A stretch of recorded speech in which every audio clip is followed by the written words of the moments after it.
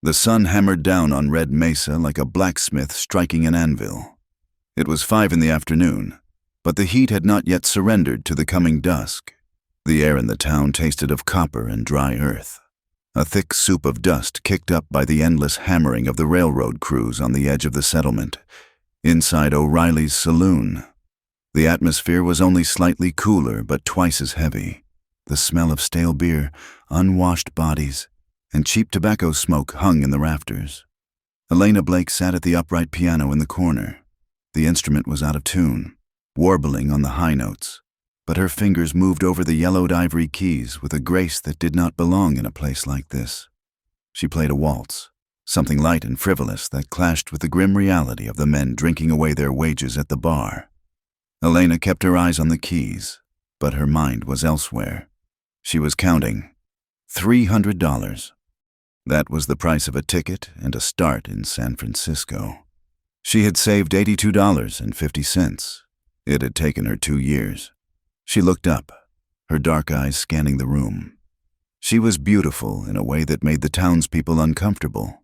With her father's sharp Anglo jawline and her mother's deep Mexican eyes and olive skin, she was a living reminder of 2 worlds that did not want to mix. To the white wives of the merchants, she was wild blood. To the laborers, she was a prize they could not afford. To Marshal Cole Harrington, she was a possession. The batwing doors swung open. Slicing through the dim light, Marshal Cole Harrington stepped in, the silver star on his chest catching the last aggressive rays of the sun. He was a handsome man in a hard, polished way, his mustache groomed to perfection, his boots devoid of the dust that coated everyone else. Beside him walked a man who looked like he had been cut from expensive cloth, Jonas Kincaid. Elena stopped playing for a heartbeat before resuming a lower, softer melody. She watched them. Cole placed a hand on Jonas's shoulder, guiding him toward the best table near the window, as if presenting a king to his subjects. "Gentlemen," Cole announced, his voice booming with practiced authority, "I give you the man who is going to turn Red Mesa from a dust speck into the jewel of the territory. Mr. Jonas Kincaid of the Western Pacific."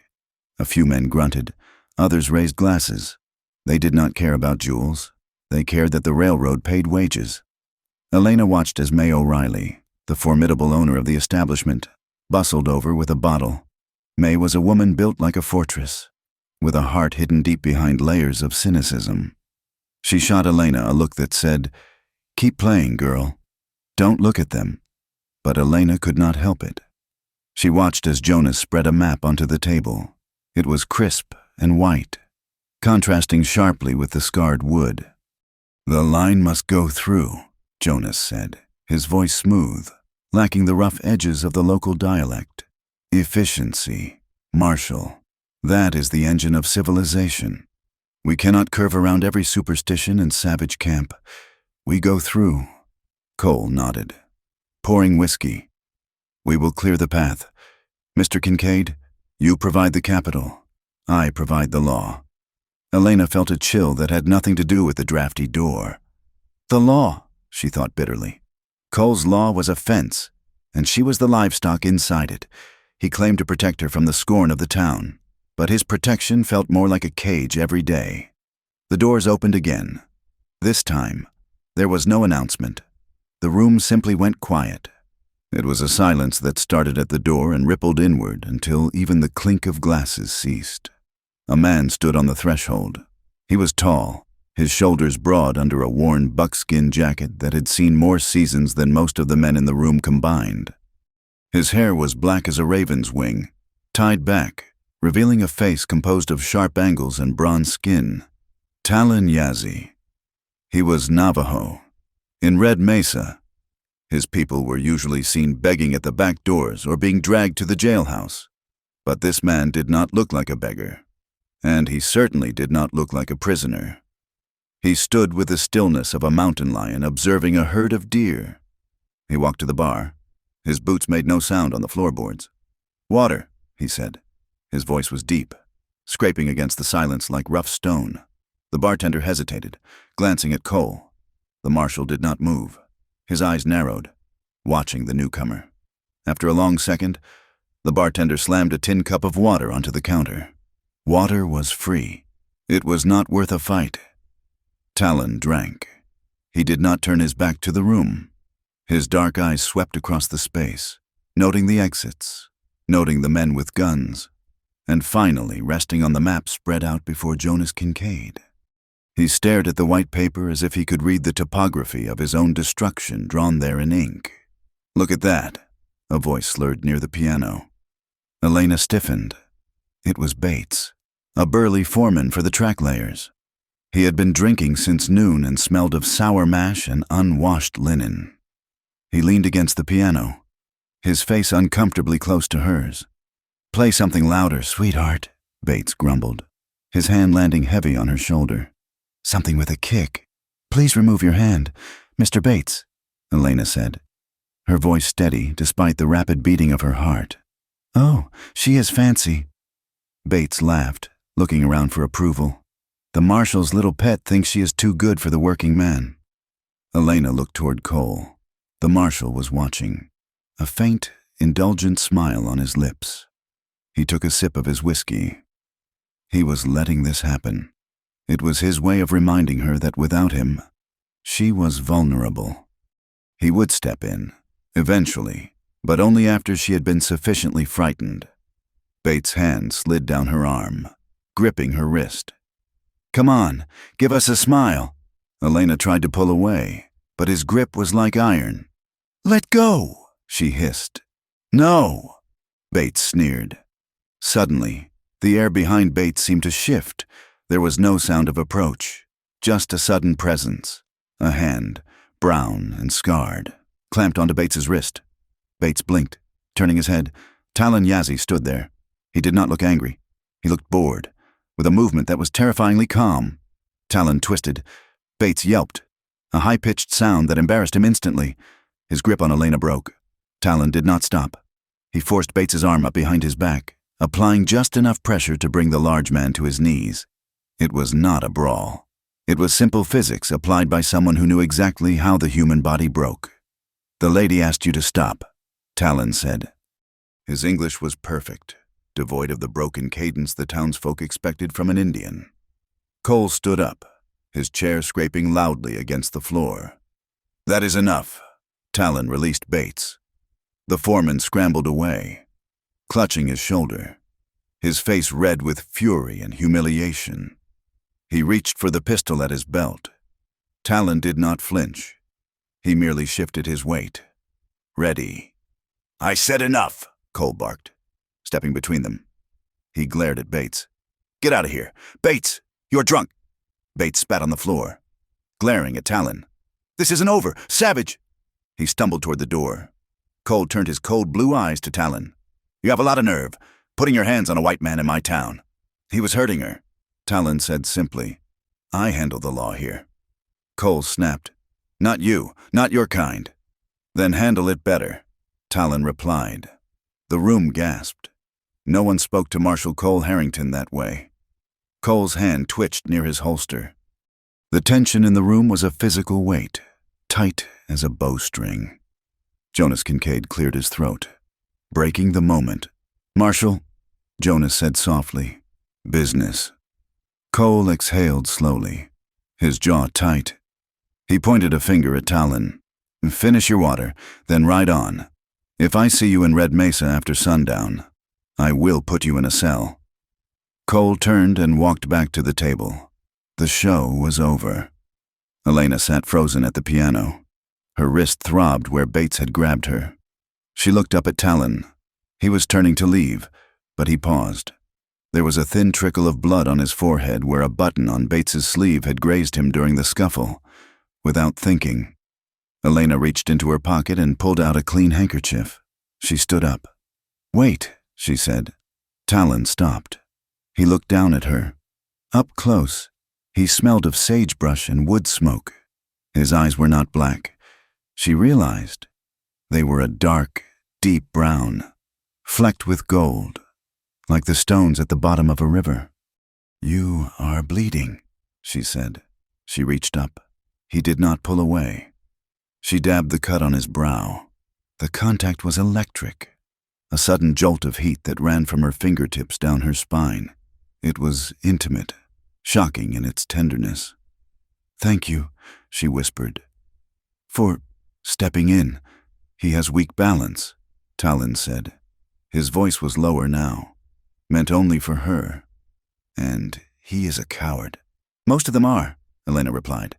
May O'Reilly bustled past them, wiping a table, and muttered a curse in Spanish about men and their foolish pride. Talon's lips twitched, a ghost of a smile. He looked at May, then back at Elena. "Your boss has a colorful vocabulary." Elena blinked. "Do you understand Spanish?" "I understand many things people think I do not hear," Talon said. His gaze held hers. It was a look of recognition. He saw her. Not the pianist, not the half-breed, not the marshal's property. He saw the person hiding behind his eyes. "Be careful. Ho-ho. This town has sharp teeth." He pulled back, the handkerchief stained with a single drop of his bright red blood. He nodded once, then turned and walked out the door. Elena stood there, her hand hovering in the air. "Ho-ho." She did not know the word, but the way he said it sounded like a prayer. "Elena." Cole's voice cracked the spell. "Bring us a bottle. The good stuff." Elena shook herself. She shoved the handkerchief into her pocket, holding it tight against her hip. "Comin', Cole." She went to the bar, grabbed a fresh bottle of whiskey and 3 clean glasses, and walked to the table near the window. Cole and Jonas had pulled the map closer. They stopped talking as she approached, but they were not careful enough. As Elena poured the amber liquid, Jonas tapped a finger on a specific spot on the map, a jagged scar of red ink twisting through the mountains. "The Canyon of Echoes," Jonas said. "It is the only viable grade for 20 miles. If we go around, it will cost the company $50,000 and 6 months of delay." "The Navajo claim it is sacred," Cole said, swirling his drink. "Ancestral spirits, burial grounds, all that nonsense." "Superstition does not hold title deeds," Jonas said, his smile thin and cruel. "Do they have paper, Marshal? Do they have a claim filed in Washington?" "You know they do not," Cole replied. "Then it is public land," Jonas declared. "And if they refuse to move?" Cole looked up at Elena. His eyes were flat, devoid of the possessive warmth he usually feigned. "Then we make them wish they had. I have a few boys coming in from Tucson. Deputies. Rough men. If the savages want to fight, we will give them a reason to run." Elena's hand trembled slightly as she set the bottle down. The Canyon of Echoes. She had heard the stories from the old women who traded turquoise at the market. It was the heart of the Navajo lands. "You would drive them out?" Elena asked. The words slipped out before she could stop them. Cole frowned. "This is men's business. Elena, go play your music." "But Cole," she pressed, her heart hammering. "There are families there, children." "It is progress, my dear," Jonas Kincaid said, looking at her with eyes that reminded her of a snake she had once seen sunning itself on a rock. "You want Red Mesa to be a real city, do you not, with opera houses and silk dresses that require sacrifice?" "Go," Cole ordered, his voice sharpening. "Now." Elena turned and walked away. She felt sick. The piano bench felt like a trap when she sat back down. She placed her hands on the keys, but she did not play. She looked out the window. Through the dust-coated glass, she saw a rider on a paint horse moving slowly toward the edge of town. Talon Yazzie sat straight in the saddle, riding toward the setting sun, toward the red rocks that burned like fire in the distance. He was heading home. He was heading to the Canyon of Echoes. And he had no idea that the man sitting 10 feet behind her was planning to burn it all to the ground. Elena looked down at her hands. They were shaking. For years, her only goal had been to leave, to get on that train and never look back. But as she watched the solitary figure disappear into the heat and the dust, she felt a strange, terrifying pull. Cole and Jonas were discussing murder as if it were a ledger entry. The town outside was hammering spikes into the earth, wounding the land to bind it in iron. And there was Talon, riding against the tide. She touched the pocket where the blood-stained handkerchief lay hidden. Outside. The half-built railroad tracks stretched out toward the horizon. In the dying light, the steel rails did not look like a road to civilization. They looked like a double scar slashed across the throat of the world, bleeding rust into the sand. Elena took a breath. She struck a chord, a low, dissonant sound that hung in the air unresolved. The sun finally dipped below the horizon, plunging Red Mesa into shadow. But for Elena Blake, the long night was just beginning. The moon hung low over Red Mesa, a sliver of bone in a sky the color of bruised plums. It was past 10 o'clock when Elena Blake finally left the saloon.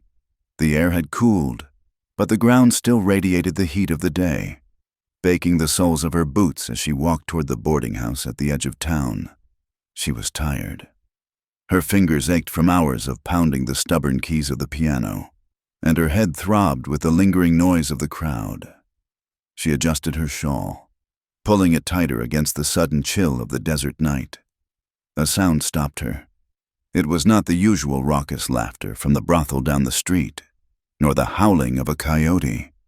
It was the sharp, dry crack of a rifle. Then came the smell of smoke. Elena hesitated. Her instinct, honed by years of keeping her head down, told her to run to her room and lock the door.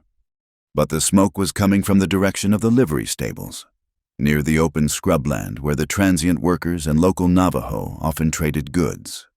She moved toward the shadows of the alley, her heart beating a frantic rhythm against her ribs. She crept forward, hiding behind a stack of empty shipping crates that smelled of pine and rot. Peering through the slats, she saw the scene unfold in the flickering light of a burning wagon. 5 men were on horseback. They wore long dusters and masks pulled up over their noses, but Elena recognized the horse closest to her. It was a distinctive roan gelding with a white stocking on its left foreleg. She had seen Bates, the foreman, riding it just yesterday.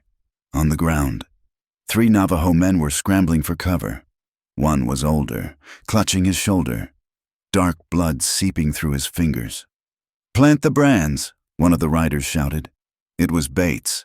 There was no mistaking that gravelly, liquor-soaked voice. "Make sure the marshal finds the stolen beef right next to them." It was a setup. They were framing these men for cattle theft, a crime that warranted a hanging without a trial in these parts. One of the riders raised a pistol, aiming at the wounded old man who was trying to crawl behind a water trough. Elena gasped, her hand flying to her mouth, but the sound was lost in the sudden thunder of hooves. A figure launched itself from the roof of the low stable building. It was a blur of motion, landing squarely on the rider aiming the gun. Talon Yazzie. He moved with a terrifying grace, tearing the man from the saddle and throwing him into the dirt. The horse reared, screaming. Talon did not stop. He spun, a knife flashing in the firelight, and slashed the girth of Bates's saddle. Bates tumbled to the ground as his saddle slipped, cursing vilely. Talon was not fighting to kill. He was fighting to disrupt. He grabbed the wounded Navajo man by the back of his vest and hauled him up, shoving him toward the darkness of the open desert. "Go!" Talon commanded. "Run!" The other 2 Navajo scrambled away, disappearing into the brush. "Get him!" Bates screamed, scrambling to his feet. "Get the savage!" Bullets kicked up the dirt around Talon. He weaved through the chaos, using the panicked horses as cover. He was turning to retreat when his eyes locked on the stack of crates. He saw her. Elena froze. For a second, time seemed to suspend. "Hey!" a rider shouted, pointing his Winchester directly at the crates. "There is someone watching." The barrel of the rifle swung toward her. Elena squeezed her eyes shut, expecting the bite of lead. Instead, she felt a hand clamp onto her arm. A force like a gale wind yanked her sideways. A bullet splintered the wood where her head had been a second before. Talon dragged her into the narrow gap between the stable wall and a brick warehouse. It was pitch black.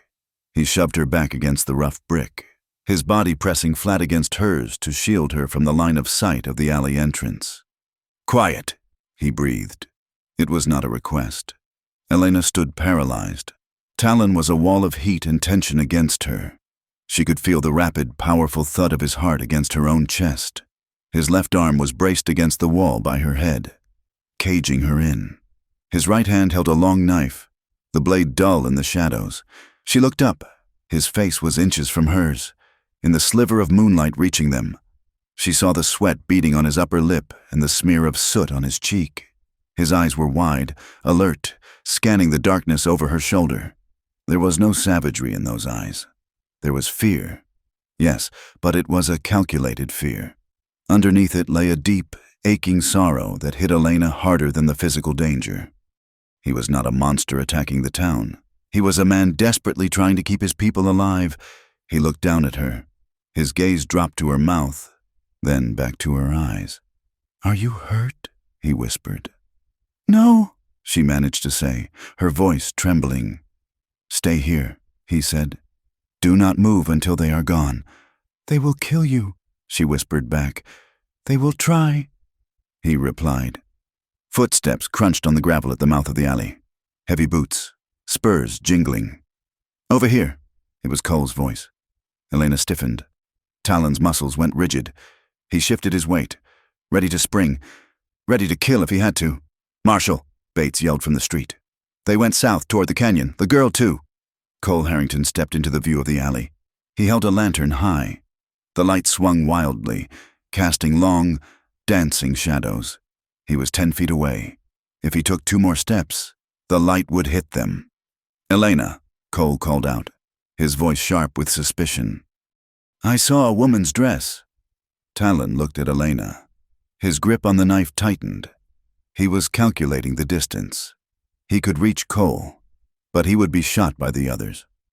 Elena made a choice. It was not a logical decision. It was an impulse born of the heat of the moment and the undeniable truth she had just witnessed. She pushed Talon back, deeper into the shadow, and stepped out into the edge of the lantern light. She smoothed her skirt, trying to still her shaking hands. "Cole," she said. Her voice sounded surprisingly steady. Cole lowered the lantern, his other hand resting on his gun. "Elena, what in God's name are you doing here?" "I heard the shots," she said. "I was walking home." Cole stepped closer, his eyes scanning the darkness behind her. "Did you see them? The Indians? They attacked the livestock." Elena looked at her fiancé. She looked at the star on his chest, gleaming with false virtue. She remembered the fire, the planted brands, the man aiming at the wounded elder. "I saw them," Elena lied. She pointed toward the west, away from where the Navajo men had fled, and away from the alley where Talon stood. They ran toward the rail yard, 3 of them. Cole stared at her for a long moment. She held her breath. If he checked the alley, it was over.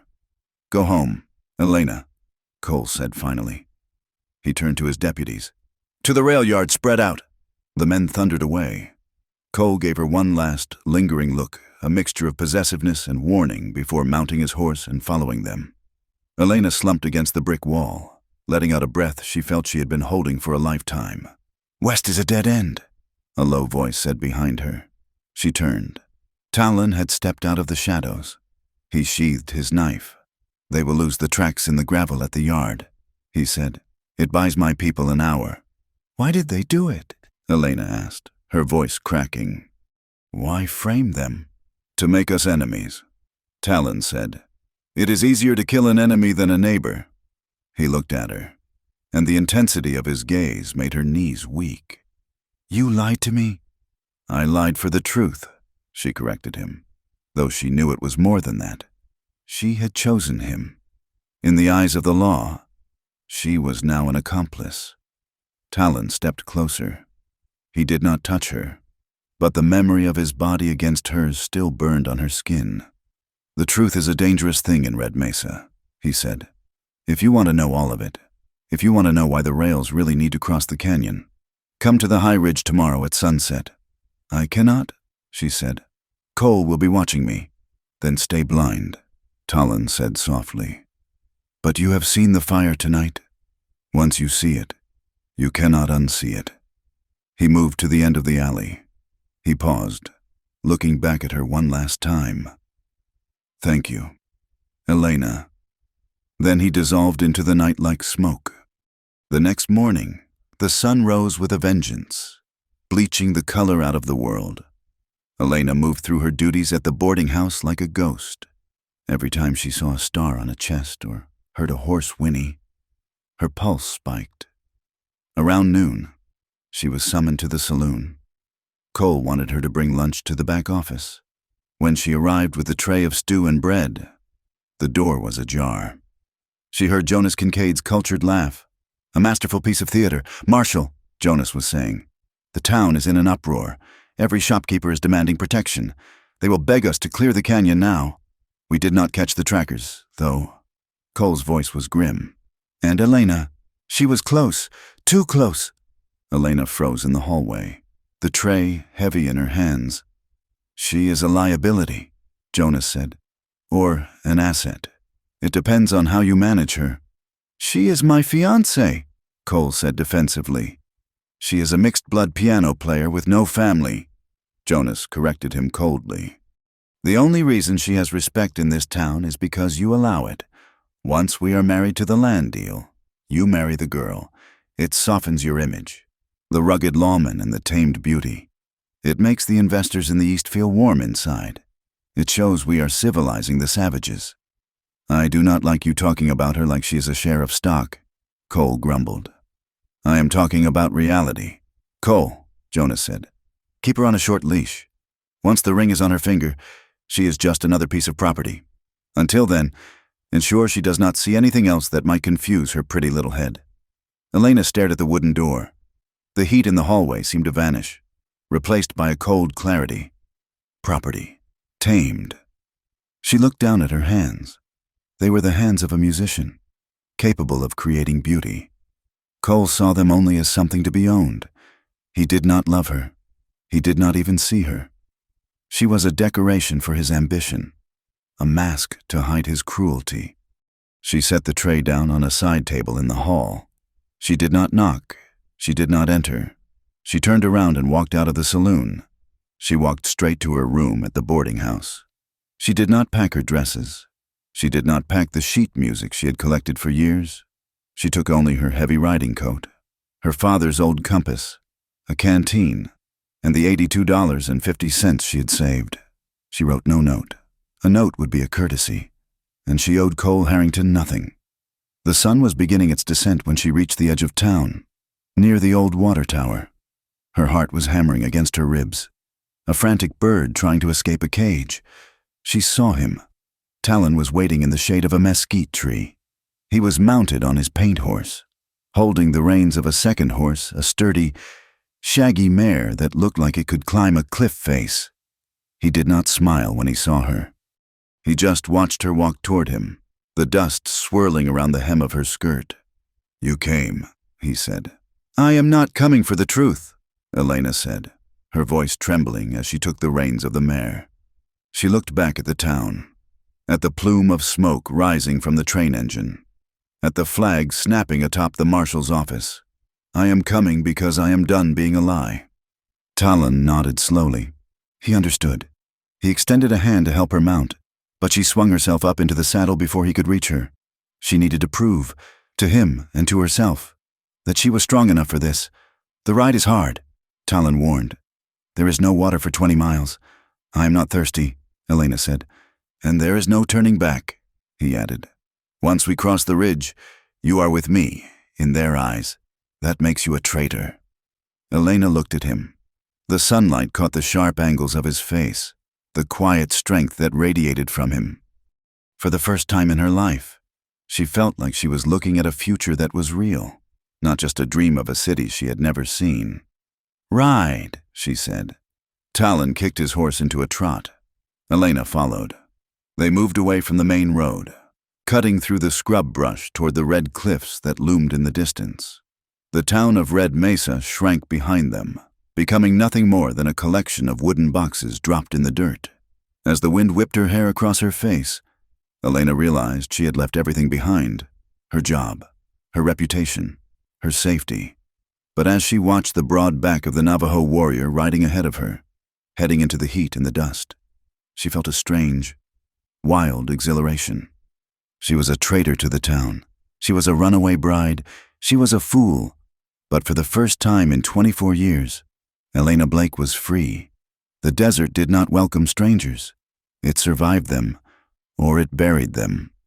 For the first 10 miles, Elena Blake thought she might be the latter. The sun was a physical weight, a heavy blanket of white heat that pressed down on her shoulders and dried the moisture from her throat with every breath. She was not a horsewoman. She knew how to ride well enough to get from the town to a picnic spot. But this relentless, bone-jarring trek across uneven scrubland and shifting sand was a torture she had never imagined. Her mare, a sturdy beast Talon had called Bess, stumbled on a loose patch of shale. Elena gasped, pitching forward. Her grip on the rein slipped, slick with sweat. The ground rushed up to meet her, a blur of red dirt and sharp rocks. A hand caught her upper arm. It was as hard as iron.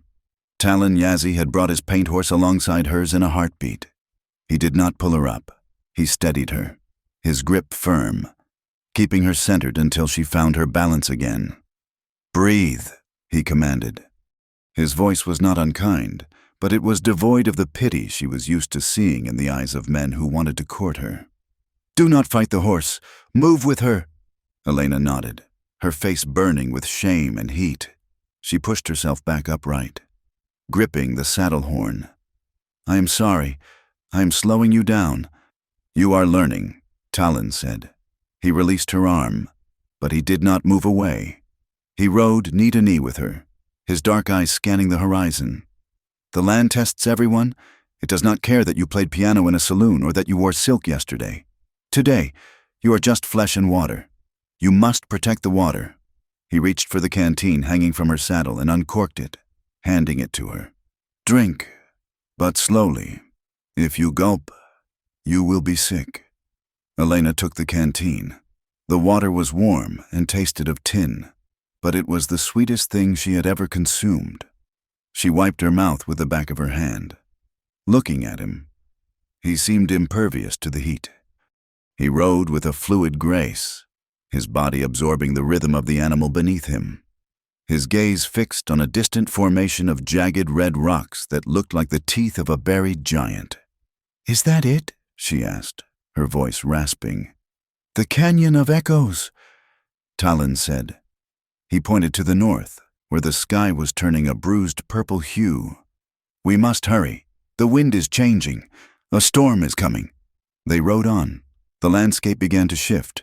The flat, monotonous scrub gave way to towering spires of sandstone, carved by millions of years of wind and rain. The colors deepened from dusty beige to a vibrant, bloody rust. As they entered the mouth of the canyon, the temperature dropped significantly, the shadows of the high walls providing a merciful relief from the sun. And then, Elena heard it. It started as a low hum, a vibration in the air. As the wind picked up, funneling through the narrow twists of the rock, the sound grew into a chorus of whispers. It sounded like voices, thousands of them speaking in a language she could not understand. "The old ones," Talon said softly, answering her unasked question. "They say the canyon remembers every word ever spoken here." "It is beautiful," Elena whispered, "and terrifying." "It is home," Talon said. They rounded a sharp bend, and the canyon floor widened into a natural amphitheater. Elena expected to see a village, perhaps teepees or hogans arranged in a circle, smoke rising lazily from fires. What she saw broke her heart.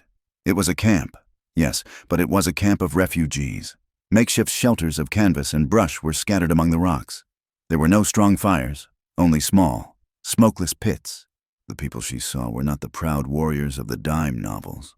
They were old men leaning on sticks, women with hollow cheeks washing rags in a trickle of water that seeped from the canyon wall, and children with eyes too big for their faces.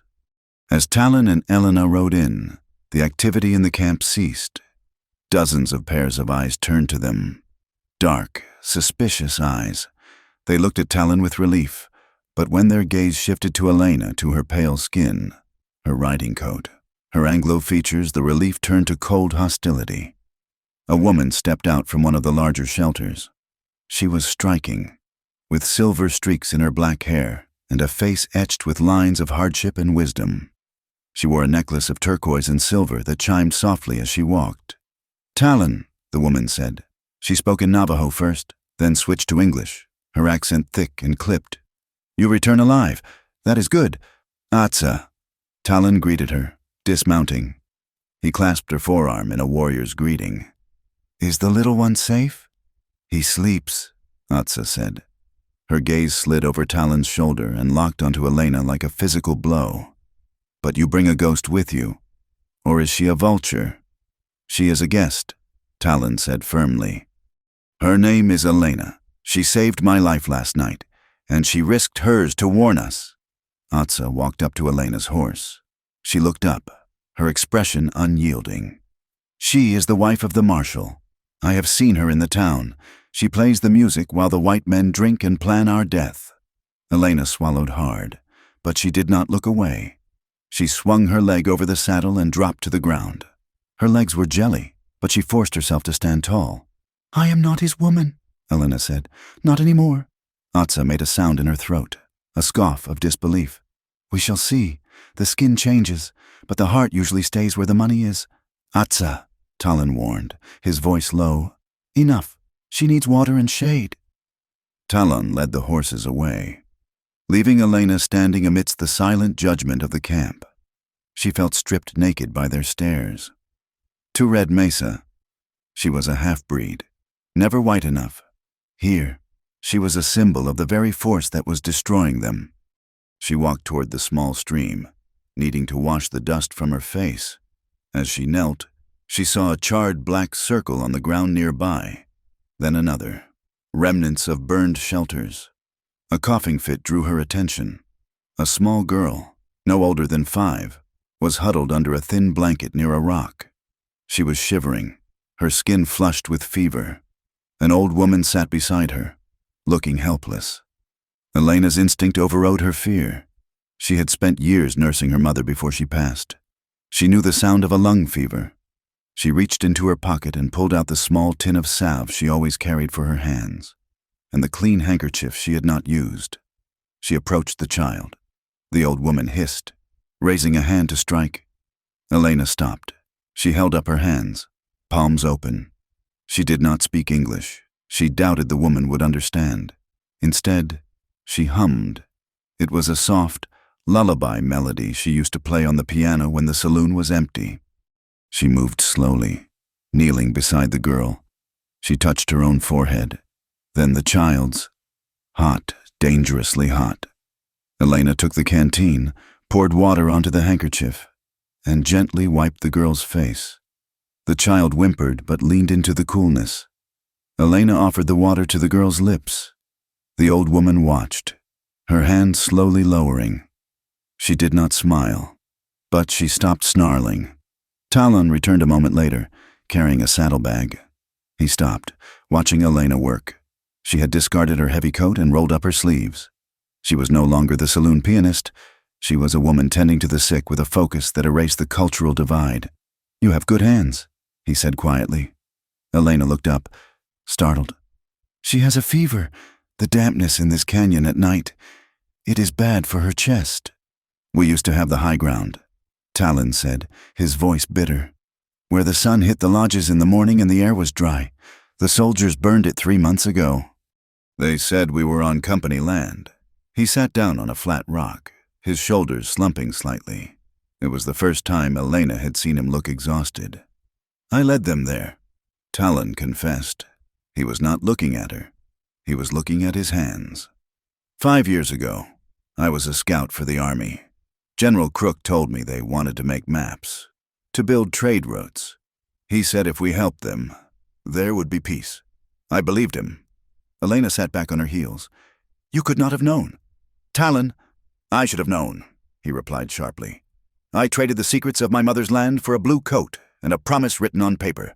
Now, the railroad follows the maps I made. Every spike they drive is a nail in my conscience."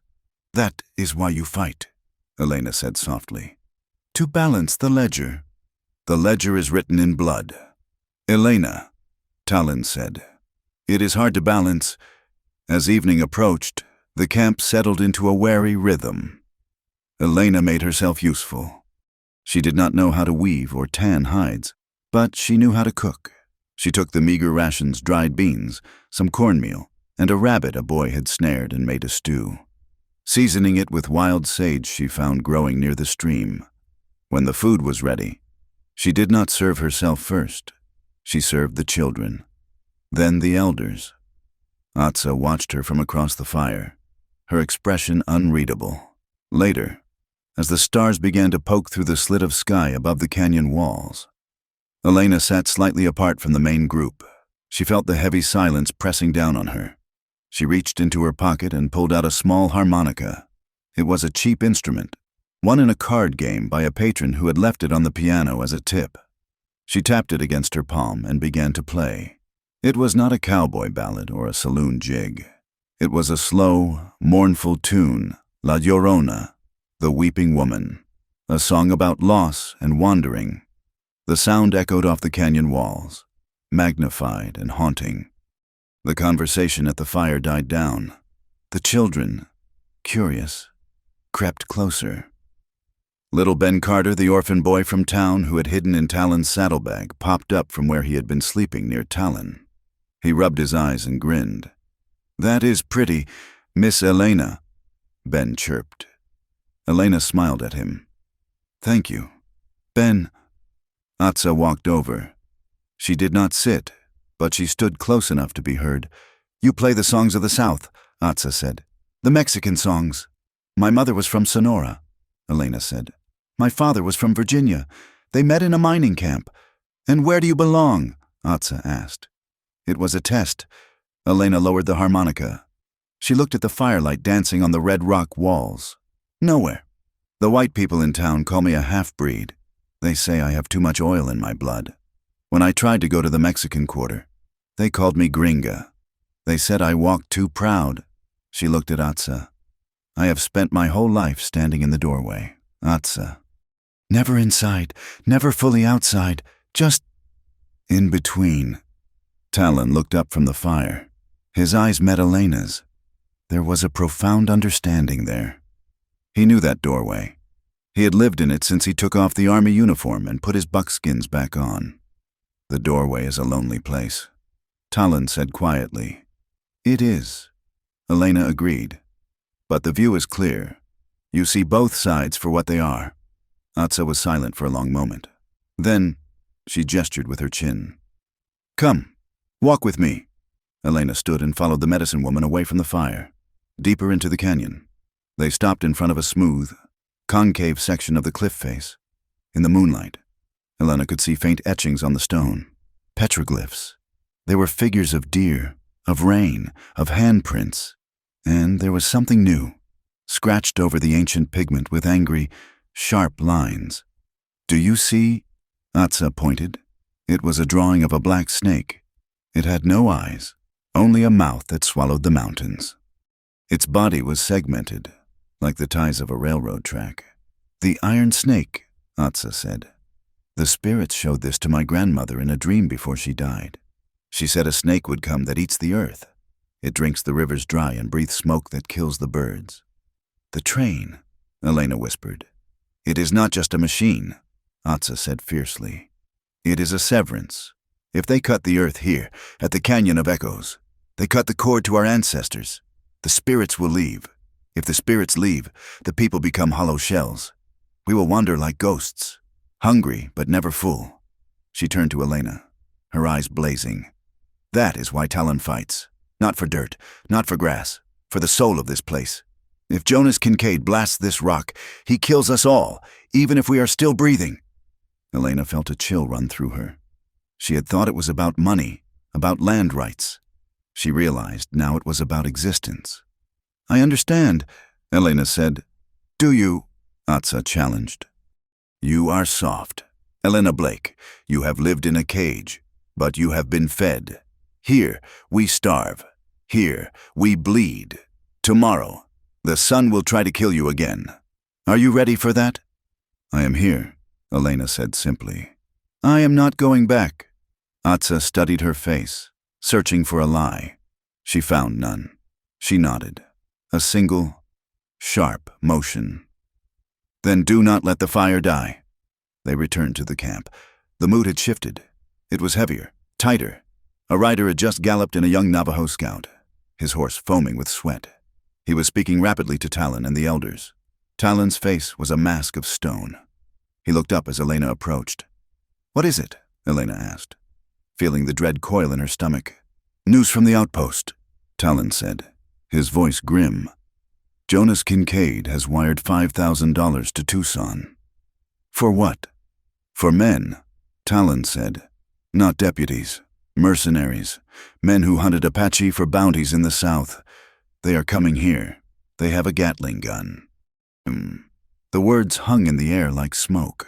A Gatling gun. A machine of war against bows and old rifles. "When?" Elena asked.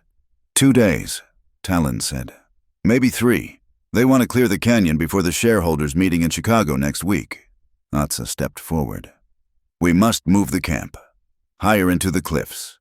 They have long-range rifles," the scout argued. "If we move up, we are trapped against the wall. If we stay, we are slaughtered." Talon looked at the map he had drawn in the dirt. He looked at the children sleeping near the dying fire. He looked at Elena. "We do not run," Talon said. "We make the canyon fight for us." He stood up, the firelight casting his shadow long and tall against the ancient rock. "But it will be a hard fight. Many will not see the sunrise after." He turned to Elena. He stepped close to her, ignoring the eyes of the others. "You should go," he said softly. "Take the mare. Go north to Flagstaff. You can lose yourself there." "This is not your fight. Elena, if they catch you here, Cole will not protect you. He will hang you as a traitor." Elena looked at him. She thought of the safe, suffocating life in the saloon. She thought of the train ticket to San Francisco she would never buy. Then she looked at the black snake drawn on the wall, and the little girl whose fever had broken under her hand. She realized that for 26 years, she had been waiting for permission to live. She didn't need it anymore. "If I leave," Elena said, her voice clear and steady in the night air, "I am just another person who turned away. I have turned away enough." She reached out and took his hand. His palm was rough, calloused, and warm. "I am staying, Talon. Show me how to load a rifle." Talon stared at her for a long moment. Then, slowly, his fingers closed around hers. A bond was sealed not just of attraction, but of blood and battle. "Get some sleep, Elena," he said, his voice rough with emotion. "Tomorrow, we prepare for war." The strategy session was short and grim. The flickering firelight in the canyon cast long, dancing shadows against the red rock walls, making the faces of the elders look like ancient masks carved from stone. "A Gatling gun," Talon said, his voice low and devoid of emotion. He drew a line in the dirt with a stick. "If they set it up here, on the ridge overlooking the canyon mouth, they will cut us down before we can even draw our bows. Then we must strike before they set it up," an older warrior said, sharpening a knife. "We cannot attack the main column." Talon replied, "They have 30 men, professional soldiers of fortune. We have 12 rifles and not enough ammunition to sustain a firefight for 10 minutes. Elena watched him from across the circle. She saw the tension in his shoulders, the way his hand rested unconsciously on the hilt of his knife. He was carrying the weight of an entire people on his back. "The gun is useless without ammunition," Talon said, looking up. "The main supply wagon is still at the depot near Red Mesa. It waits for the mercenaries to arrive tomorrow morning. If we destroy the powder tonight, the gun is just a heavy piece of metal." "The depot is guarded," Atsa pointed out. "Marshal Cole has doubled the patrols." "I know the patrol schedule," Elena said. Every head turned to her. The silence was sudden and heavy. Elena stepped forward into the light. Her heart hammered against her ribs, but her voice remained steady. "Cole is a creature of habit. He believes in order. The shift changes at 2 in the morning. For 15 minutes, between the outgoing patrol reporting in and the incoming patrol saddling up, the east perimeter is blind. The men are too busy drinking coffee and complaining about the cold to watch the fence." Talon looked at her. His eyes were dark, unreadable pools. "If you are wrong, we die." "I am not wrong. Elena said. I have served them coffee during that shift change for 2 years. I know exactly how long they take. Talon studied her face for a long moment, searching for any sign of hesitation. You would guide us back there to the man you ran from. I am not running anymore, Elena replied. A ghost of a smile touched Talon's lips. It was a dangerous, reckless expression. Saddle up. We are riding now. The journey back toward Red Mesa was a descent into darkness. The moon was obscured by thick, fast-moving clouds that swallowed the stars. The wind had picked up, carrying the taste of grit and static electricity. Talon rode lead. With Elena close behind, they moved not on the main road, but through the dry washes and gullies that snaked through the desert floor. 5 miles out from the canyon. Talon suddenly pulled his horse to a halt. He held up a hand. What is it? Elena whispered, straining to see through the gloom. We are being followed, Talon said softly. He dismounted in one fluid motion, disappearing into the brush. A moment later, there was a scuffle, a yelp, and Talon reappeared, dragging a small figure by the collar of a dusty jacket. Let me go. I am on your side. Ben? Elena gasped.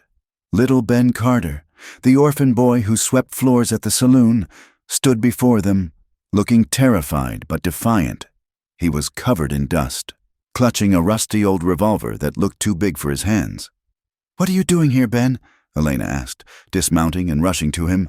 I heard you talking, the boy stammered. About the depot. I know where the kerosene is kept. I can help. You are a child, Talon said sternly. You should be safe in the canyon. I am 12, Ben protested. And I hate Cole. He kicked me when I dropped a bottle last week. Let me help. Talon, please. I can squeeze through the fence where you cannot. Talon looked at the boy, then at the threatening sky. It is too far to send him back alone. And we cannot leave him here. He comes with us, Elena decided. But you stay with the horses. Ben, that is the most important job. If we have no horses, we have no escape. Ben nodded vigorously, his eyes shining with hero worship. Yes, ma'am, I will hold them tight. They pressed on. The wind grew stronger, howling through the scrub brush like a wounded animal. The air turned a sickly shade of ochre even in the dark. Sandstorm! Talon shouted over the rising gale. It is moving fast! The wall of dust hit them minutes later. It was not a gradual increase. It was a sudden, violent assault. The world vanished, replaced by a stinging, blinding chaos of flying sand.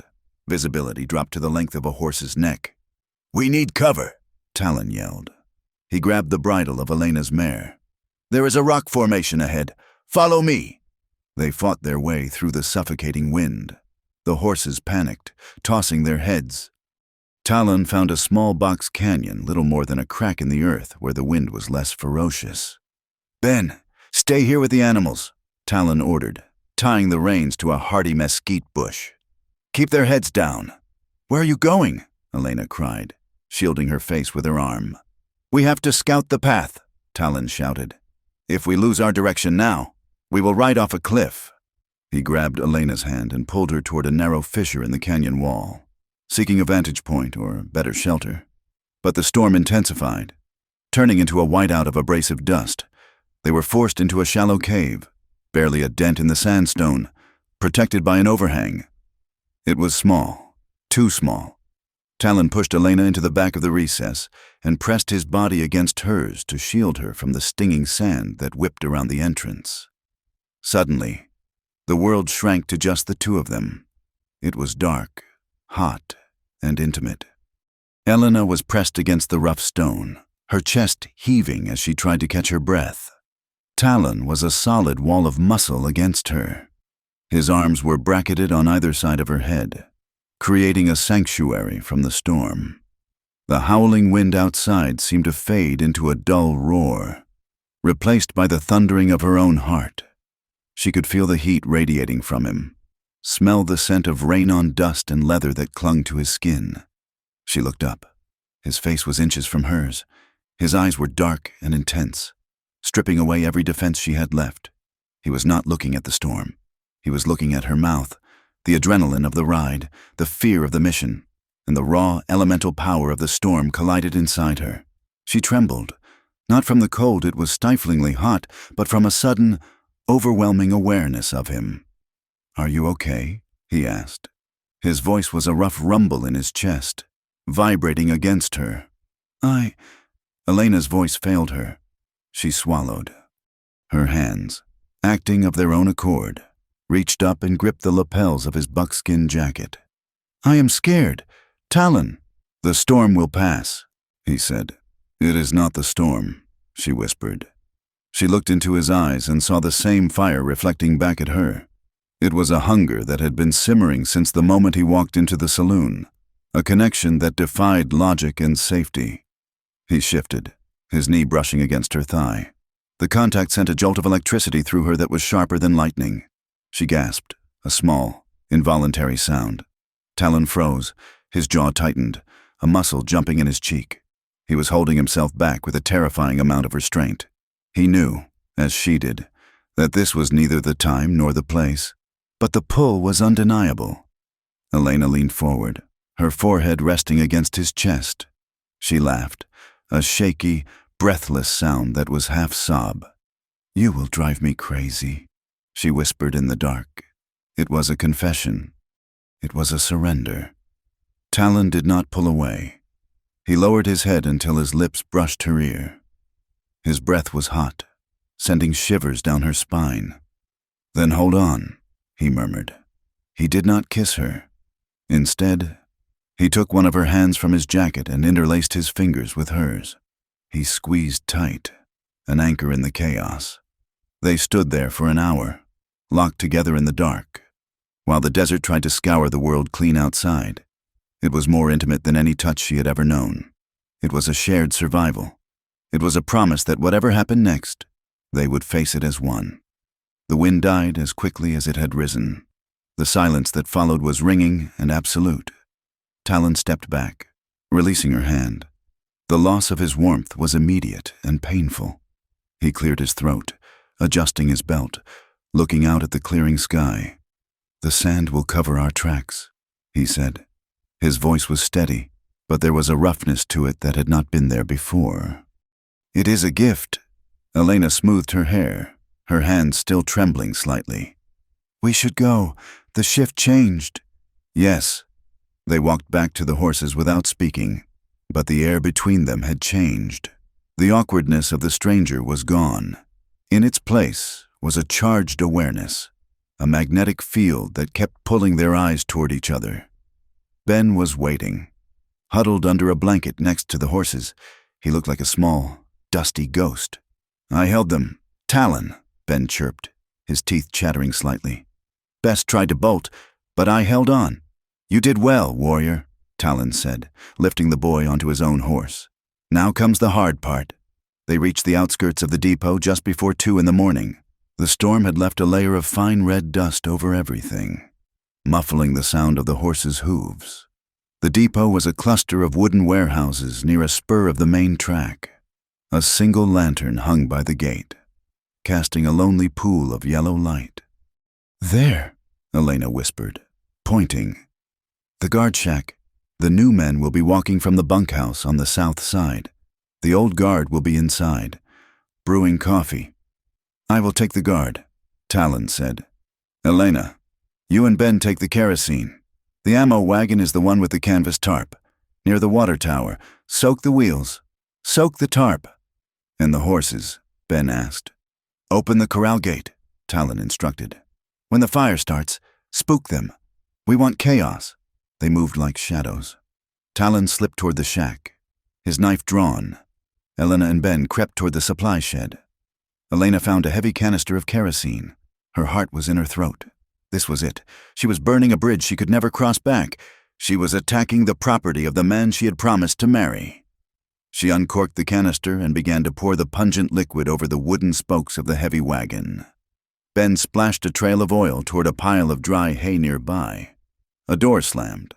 "Hey!" "Who is there?" A mercenary had stepped out of the bunkhouse early, lighting a cigarette. He saw movement near the wagon. Elena froze. The man reached for his pistol. Intruders! Alarm! Now! Talon's voice rang out from the darkness. A gunshot cracked the night air, Talon firing at the mercenary to suppress him. The bullet struck the wood post next to the man's head, sending splinters flying. Elena struck a match. Her hand shook, but the flame flared to life. She dropped it onto the oil-soaked hay. Whoosh! The fire roared to life with terrifying speed. Hungry and violent, it licked up the side of the wagon, catching the canvas. Run! Elena grabbed Ben's hand. The depot erupted into chaos. Men spilled out of the bunkhouse, shouting, half-dressed, clutching rifles. The horses! Ben! Elena screamed. Ben scrambled to the corral gate and threw the latch open. He waved his hat and yelled, "Yeah, get out!" The horses, terrified by the fire and the noise, stampeded. They thundered through the yard, knocking over crates and blocking the path of the mercenaries. To the mounts! Talon sprinted toward them, firing 2 shots back toward the confused guards to keep their heads down. They scrambled onto their horses. The ammo wagon was now a torch. As they turned to ride, a deafening explosion ripped through the night. The gunpowder had caught. A massive ball of orange fire mushroomed into the sky, illuminating the desert for miles. The shockwave nearly knocked Elena from her saddle. Wood and metal rained down around them. "Ride!" Talon shouted. They galloped into the darkness, the wind whipping their faces. Behind them, shouts and erratic gunfire faded into the distance. Elena looked back once. The burning depot was a beacon of defiance against the black sky. She had done it. She had committed a crime that would see her hanged, and she had never felt more alive. But amidst the thrill, she felt a chill. She had seen a man fall when the wagon exploded. She did not know if he was dead. The reality of war, the ugly, brutal truth of it settled in her stomach like a stone. The sun rose on a scene of devastation at the Red Mesa Depot. Marshal Cole Harrington stood amidst the smoking ruins, his boots crunching on shattered glass and charred wood. His face was a mask of cold fury. Jonas Kincaid stood beside him, holding a handkerchief over his nose to block the smell of sulfur and burnt timber. 50,000 rounds of ammunition? Jonas said quietly. Gone. My investors will be displeased. Cole. It was the Navajo. Cole spat. Savage tactics. Was it? Jonas pointed to the ground near the remains of the corral. Cole walked over. In the mud created by the water bucket brigade that had failed to save the wagon, there were footprints, boot prints, but one set was small, too small for a man. And another set? Cole knelt. He saw a faint impression in the wet earth. It was the distinct, narrow heel of a woman's riding boot. He knew that print. He had paid for the boots himself, ordered from a catalog in St. Louis for Elena's birthday. He reached down and picked up something half buried in the mud. It was a silver button, a decorative button from a riding coat. He clenched his fist around the metal until it bit into his palm. She was here, Cole whispered. The betrayal tasted like bile in his throat. It was not just that she had run away. She had joined the enemy. She had burned his city. Your fiancée has claws, Jonas observed dryly. What will you do? Cole stood up. He threw the button into the ashes. She is not my fiancée anymore, Cole said, his voice flat and deadly. She is an outlaw, and the boy is with her. I want them found. I want Talon Yazzi's head on a spike, and I want the girl brought back in irons. And then, Jonas asked. And then, Cole said, staring at the horizon where the red cliffs loomed, I will teach her what happens to things that try to leave me. High in the canyon of echoes, the mood was subdued. The raid had been a success, but the cost was the loss of innocence. They knew the retaliation would be swift and brutal. Elena sat by a small fire, cleaning the soot from her hands. She was exhausted, her body aching from the ride and the tension. Talon approached her. He held 2 tin cups of coffee. He sat down beside her, not too close, but close enough that she could feel his presence. You did well, he said. I set a fire, Elena said, looking into the flames. I destroyed things. I might have killed someone. You stopped a massacre, Talon said firmly. That Gatling gun would have killed every child in this canyon. You bought us a chance. Elena took the cup. Her hands were still shaking. Talon noticed. He reached out and covered her hand with his. This time, he did not let go. "I am afraid of what comes next," she admitted. "So am I," Talon said. He turned to face her. The firelight softened the sharp angles of his face. He looked younger, more vulnerable. "But we do not have to face it alone," he said. "Not anymore." Elena looked at him. The memory of the storm, of his body shielding hers, came rushing back. The heat between them was no longer frantic. It was a steady, burning ember. "If we survive this," Elena whispered. "If we live through tomorrow." "When we live," Talon corrected her. He leaned in. He did not kiss her mouth. Not yet. He pressed his forehead against hers, closing his eyes. It was a gesture of immense trust, of shared breath and shared soul. "When we live," he said softly, "we will stop running. We will find a place where the train does not go, and we will build something that lasts." Elena closed her eyes, breathing in his scent. For the first time, the something he spoke of felt more real than the gold in San Francisco. It felt like home. "Promise me," she whispered. "I promise," Talon said. They sat there as the fire died down, hand in hand, two outcasts on the edge of a war, holding onto the only thing they had left each other. The dust arrived before the men did. It rose in a choking yellow cloud against the morning sky, blotting out the sun that had just begun to warm the red sandstone of the Canyon of Echoes. The ground vibrated, a low, rhythmic trembling that traveled up through the soles of Elena Blake's boots and settled in the pit of her stomach. She stood on a ridge overlooking the canyon entrance, a Winchester rifle heavy in her hands. Beside her, Talon Yazzie adjusted the cinch on his paint horse. He did not look at the dust cloud. He was listening to the earth.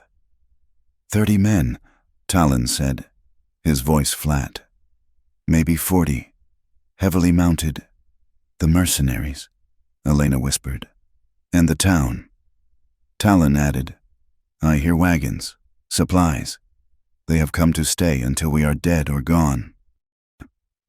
Below them, the Navajo defenders were melting into the landscape. They did not form a line of battle like the soldiers in the history books. They became part of the rock, tucked into crevices and high ledges, invisible to the untrained eye. The invading force rounded the bend. It was an impressive and terrifying sight. At the front rode Marshal Cole Harrington, sitting tall in his saddle, his silver star gleaming. Beside him was Jonas Kincaid, dressed not in trail clothes but in a fine gray suit, looking for all the world like he was arriving for a ribbon-cutting ceremony. Behind them streamed a chaotic mix of uniformed private security, rough-looking guns for hire, and a handful of deputized townsmen who looked uncomfortable holding their rifles. They stopped 200 yards from the canyon mouth. The silence that followed was heavy, broken only by the snort of a horse and the jingle of a bit. Talon mounted his horse. "Stay here, Elena." "No," she said. She swung up onto the mare. "Bess, they are using my name as their excuse. I will not let them lie." Talon looked at her. He saw the set of her jaw, the same stubbornness that had made her ride through a sandstorm. He nodded once. "Keep close to me." Together, they rode down the slope, stopping 50 yards from the line of invaders. Atsa emerged from the shadows on foot, standing beside Talon's stirrup, her face a mask of stone. Cole Harrington's face twisted when he saw them. Relief warred with rage in his eyes. "Elena," Cole shouted. "Thank God. Step away from him. Elena, we have come to bring you home." "I am home. Cole," Elena called back. Her voice was steady, magnified by the acoustics of the canyon walls. Jonas Kincaid urged his horse forward a few paces. He smiled, a thin, tight expression that did not reach his eyes. "Miss Blake, you are clearly suffering from shock. These savages have confused you. Come back to the wagon. We have a doctor from Tucson. We will treat you, and then we will discuss the terms of surrender for your captors." "There are no captors here, Mr. Kincaid," Elena declared. She raised her chin, letting the wind catch her hair. "I came here by choice. I burned your depot by choice, because I will not let you steal this land for a railway line." A murmur ran through the line of men behind Cole. The narrative they had been sold that the innocent piano player had been kidnapped by hostile Indians was crumbling before their eyes. "She is delirious," Cole snapped. Though his voice lacked conviction, he glared at Talon. "You filled her head with lies. Yazzie, you turned her against her own kind." "She saw the truth," Talon said. His voice was calm, deep, and resonant. "She saw you burn the homes of women and children. She saw you frame innocent men. Go back. Harrington, there is no track for you here." "I have a federal warrant for your arrest," Cole yelled, his hand hovering over his gun. "For arson, theft, and kidnapping. Surrender now, or we open fire." "We have a contract," Jonas added, his voice colder now. "And we have a Gatling gun on the ridge behind us. You cannot win this, Talon. Be reasonable.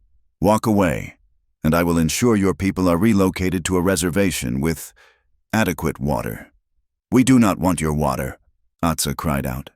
"We want our ancestors left in peace." The tension stretched thin, like a wire pulled to the breaking point. Elena saw Bates, the foreman she had humiliated in the saloon, sitting on a large bay horse near the flank. His face was red, his eyes hateful. He raised his rifle. "Talk is cheap," Bates screamed. "Kill the savages." "No," Cole shouted, reaching out, but Bates pulled the trigger. The crack of the rifle shot shattered the morning. The bullet whizzed past Talon's ear and struck the rock wall behind him. The canyon exploded. "Take cover," Talon roared, slapping the rump of Elena's mare to drive her toward the rocks. The mercenaries opened fire. A hail of lead slammed into the canyon entrance, chipping stone and kicking up geysers of red dust. But the Navajo were ready. From the high cliffs, arrows and rifle fire rained down. The echoes played tricks on the attackers. A single shot sounded like 10, bouncing off the walls, making it impossible to tell where the fire was coming from. The horses of the invaders panicked, rearing and spinning in the confined space. Elena slid off her horse and scrambled behind a large boulder. The air was filled with the deafening roar of gunfire and the screams of men and animals. She raised her Winchester, her hands shaking, and fired a warning shot near the feet of a mercenary who was trying to flank Atsa. He scrambled back. She looked for Talon. He was a blur of motion, riding through the smoke, firing his repeater with deadly accuracy. He was not shooting to kill the townsmen. He was aiming for the mercenaries, the men in the long dusters who fought for money. Then, through the haze, she saw something small and terrifying. Little Ben Carter. The boy had been hiding on a ledge, trying to help by throwing rocks. But the vibration of the gunfire had loosened the shale. He slipped, tumbling down the slope and landing hard in the open, right between the lines of fire. He lay there, stunned, clutching his leg. "Ben!" Elena screamed. A mercenary saw the boy and raised his pistol, not caring who he hit in his panic. Elena did not think. She did not calculate the risk. She broke from her cover and sprinted across the open ground. Bullets kicked up dirt around her boots. She heard Talon shout her name, a raw, terrified sound, but she kept running. She reached Ben just as the mercenary fired. She threw herself over the boy, shielding his small body with her own. She felt a sudden, searing burn across her upper arm, like a hot poker branding her skin. She gasped, gritting her teeth against the pain, and dragged Ben behind the carcass of a fallen horse. "Are you hit?" she choked out, checking him. "My leg," Ben sobbed. "I twisted it." "Stay down," Elena ordered.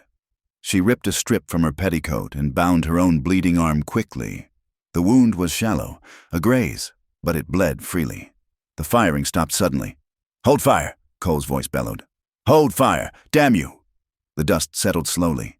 Elena peered over the horse. Cole Harrington had ridden forward. He was flanked by 3 of his deputies. He had seen her run. He knew exactly where she was. "Come out, Elena!"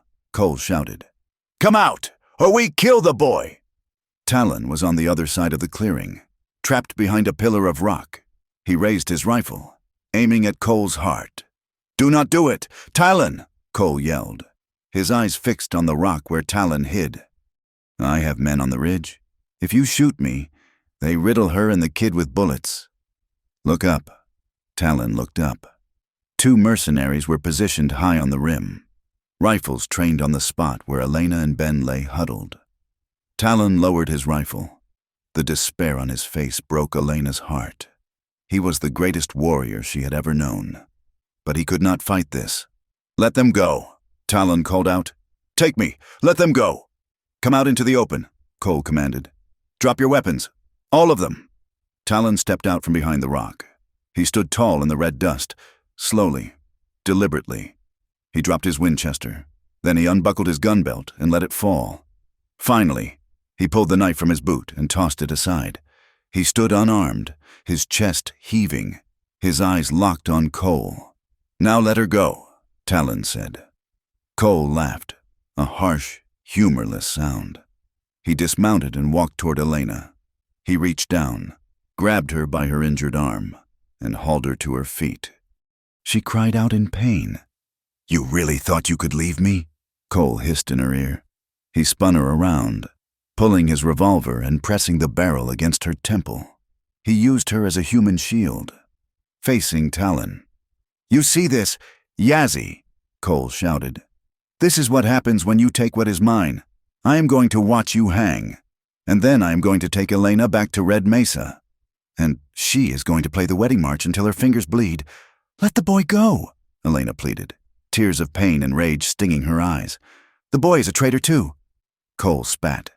Jonas Kincaid rode forward, looking impatient. "Finish it. Marshal, shoot the Indian. We have a schedule to keep." "No!" Elena screamed. Cole cocked the hammer of his gun. Talon did not flinch. He looked at Elena, his eyes pouring all the love and regret of a lifetime into one gaze. Suddenly, a gunshot rang out. It did not come from the mercenaries. It came from the road leading back to town. Every head turned. A wagon was thundering toward them, driving hard, standing in the driver's seat, handling the reins with one hand and a double-barreled shotgun with the other, was May O'Reilly.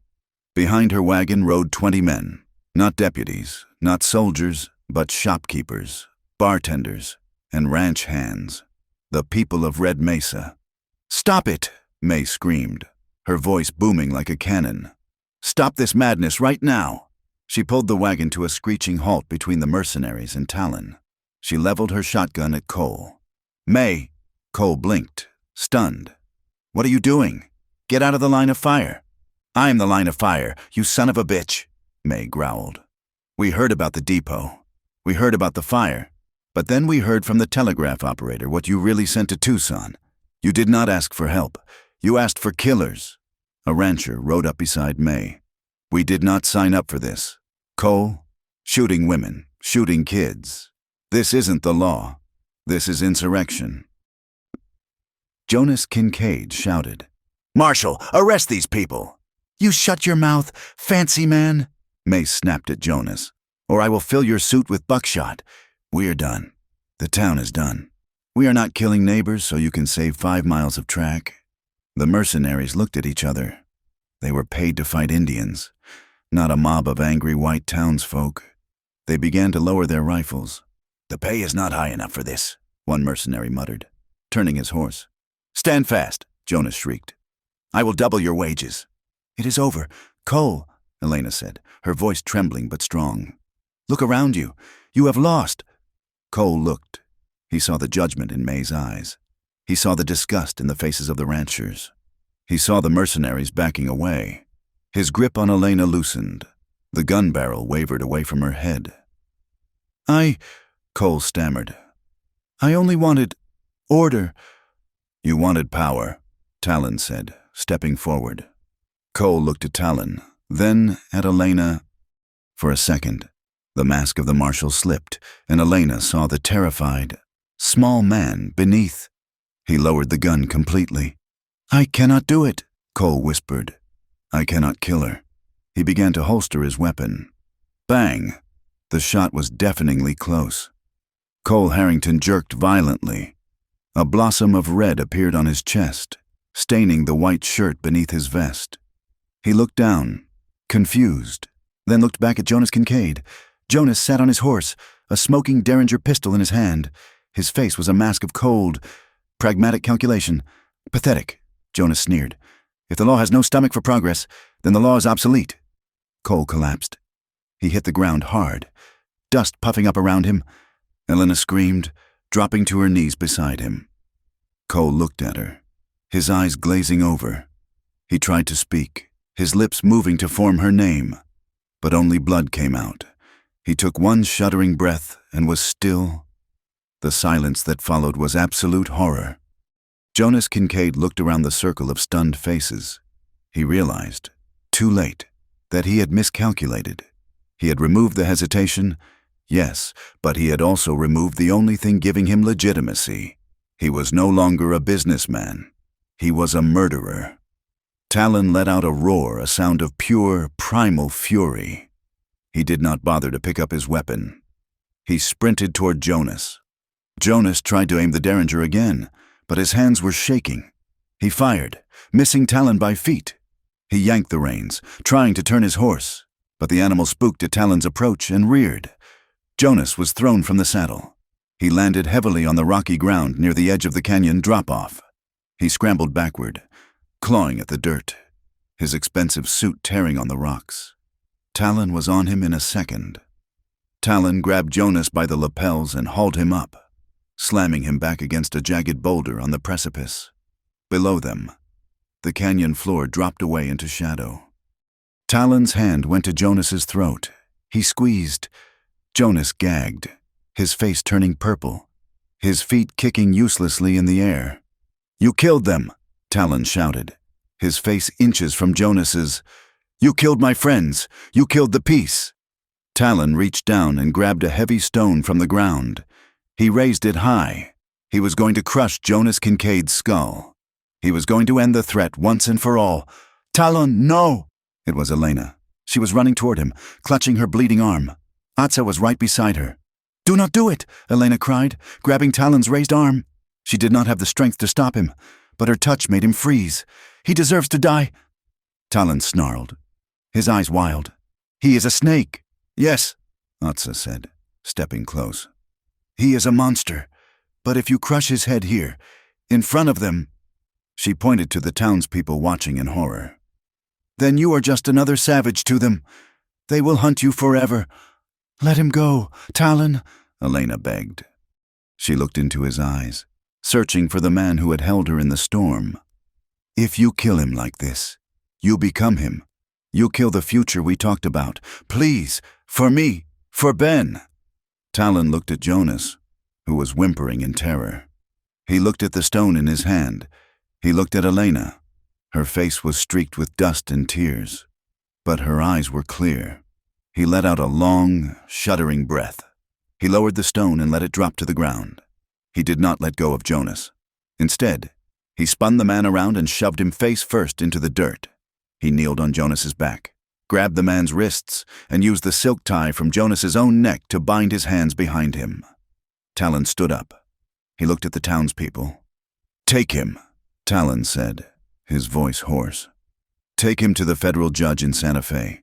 Tell them he murdered a marshal of the territory." May O'Reilly stepped forward. She spat on the ground near Jonas's head. "We will take him," May said grimly. "And we will make sure he never sees the sun without bars in front of it again." Two ranch hands moved forward to drag Jonas away. Elena walked to Talon. She did not care about the blood, or the dust, or the eyes of the town.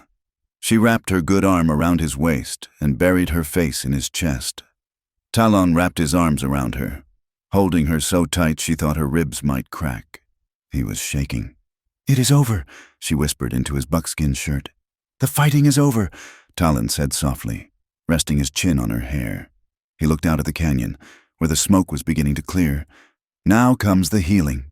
Below them, the sound of the wind returned to the canyon of echoes, carrying the whispers of the ancestors. Today, they did not speak of death. They spoke of survival.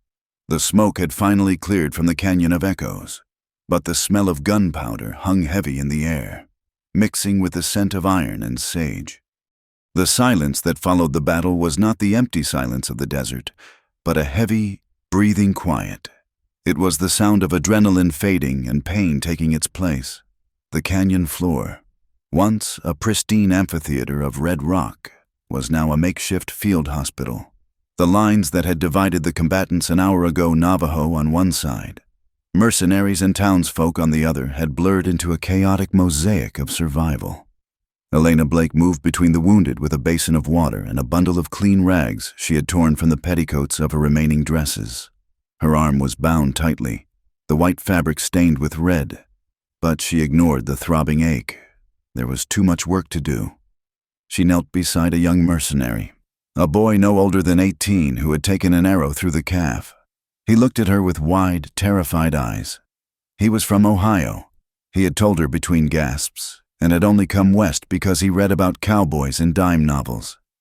"Hold still," Elena said, her voice steady. "The arrow is out. I just need to clean it." "Am I going to lose the leg?" the boy asked, his voice cracking. "Not today," Elena replied. "Not if I have anything to say about it." A shadow fell over them. Elena looked up to see Atsa standing there. The medicine woman held a small clay pot filled with a pungent green paste. "Use this," Atsa said, extending the pot. "It stops the rot. It burns. But it heals." The mercenary flinched, looking at the Navajo woman with fear. Atsa did not sneer. She simply nodded at Elena. "He is a child who followed bad men," Atsa said. "He does not deserve to walk on wood for the rest of his life." Elena took the pot. "Thank you, Atsa," as she applied the paste, watching the boy grit his teeth.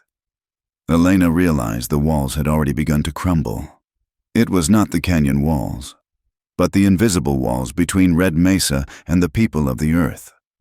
Pain, she realized, spoke the same language in every culture. Near the edge of the camp, under the shade of a twisted juniper tree, lay Marshal Cole Harrington. He had not died instantly.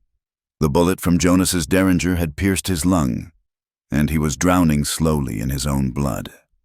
A doctor from the town, a man who usually treated horses as often as humans, had done what he could, but he had shaken his head and walked away 10 minutes ago. Elena approached him slowly. She felt a strange hollowness in her chest. She did not hate him. The hate had evaporated the moment he fell, leaving behind a residue of pity. Cole's eyes were open, staring up at the sliver of blue sky between the canyon rims. His breath came in wet, rattling gasps. He turned his head as she knelt beside him. "Elena," he whispered. Blood bubbled at the corner of his mouth. "I am here, Cole," she said softly. He tried to lift his hand to touch her, but he was too weak. His fingers twitched in the dust. "I wanted," he coughed, his face twisting in pain. "I wanted to build you a house, a big white house, with a piano in every room." "I know," Elena said. She took his hand. It was cold. "But you never asked if I wanted a house. Cole, you only wanted to keep me inside it." "It is a hard world," Cole rasped. "A man has to be hard, or he is nothing." "No." Elena shook her head, tears pricking her eyes. "A man has to be kind. That is the only thing that lasts." Cole looked past her, his eyes losing focus. "Jonas, he was right about one thing, the future. It runs over everything." "Not everything," Elena said firmly. "We are still here." Cole looked at her one last time. A flicker of something like regret passed through his glazing eyes. "You would have made a beautiful bride, even if you were never really mine." His chest hitched once, then settled. The rattle in his throat stopped. Elena sat there for a long moment, holding the hand of the man who had tried to own her. She felt the weight of the last 2 years lift off her shoulders. He was gone, and with him went the fear, the obligation, and the cage he had built around her life. She gently placed his hand on his chest and closed his eyes. "Goodbye, Cole," she whispered. When she stood up, she saw Talon watching her from a distance. He did not approach. He gave her the space to mourn the man she had almost married, respecting the complexity of a grief that was not quite love, but was certainly loss. 2 days later, the federal marshals arrived from Santa Fe. They were grim-faced men who rode with the authority of Washington behind them. They did not come for the Navajo. They came for Jonas Kincaid. The evidence was overwhelming. May O'Reilly had produced a ledger she had found in Cole's safe, a ledger recording bribes, falsified land surveys, and payments to the mercenaries. The townspeople gave statements about the arson at the depot and the attempted massacre in the canyon. Jonas Kincaid sat in the back of a barred wagon, his fine suit torn and dirty, his hands in irons. He did not look at anyone. He stared straight ahead, his jaw set in an expression of arrogant disbelief. He still could not comprehend that money had failed to buy his way out. "It will take time," the lead federal marshal told Talon and Elena as he prepared to mount up. "The courts move slower than a glacier, but with this evidence, he will not see daylight for 20 years. 20 years is a long time," Talon said.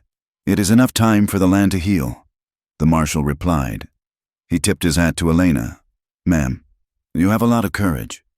As the wagon rolled away, kicking up a cloud of red dust, the people of Red Mesa watched in silence. It was a somber moment. They had seen the face of progress, and they had seen it for what it was, greed wrapped in a silk tie. Justice had been slow. It had been messy. But it had arrived.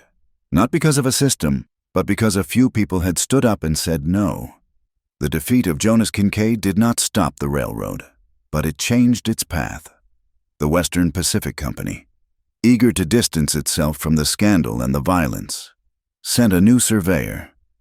He was a quiet, respectful man who listened when the elders spoke. The negotiations took place in the neutral ground of May O'Reilly's saloon, which had been scrubbed clean of the blood and broken glass. Talon and Atsa sat on one side of the table. The surveyor and the new town council sat on the other. "The Canyon of Echoes is sacred," Talon said, his voice calm but unyielding. "No track will be laid there. No dynamite will touch the stone. The engineering report suggests a route 5 miles south," the surveyor said, spreading a map.